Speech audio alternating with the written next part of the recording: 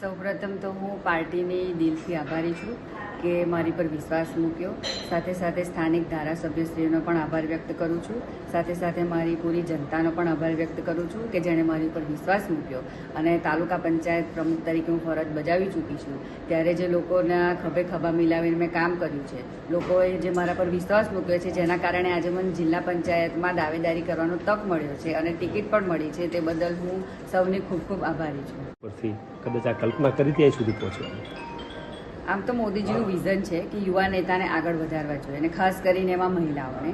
તો social media પર જે મારા ફોલોવર્સ છે, હું જે રીતની રીલ હવે પોસ્ટ કરું છું કે લોકોના કામ કરું છું, સેવા કરું છું, તે રીતના ફોલોવર્સ પણ મારા વધતા જાય છે અને મને પણ ખૂબ જ ખુશી છે કે આ કામ જે હું કરી રહી છું તેમાં મેં પૂરી લગ્નથી કામ કરી રહી છું અને લોકો વચ્ચે રહીને જ મારે આગળ કામ કરવાનું.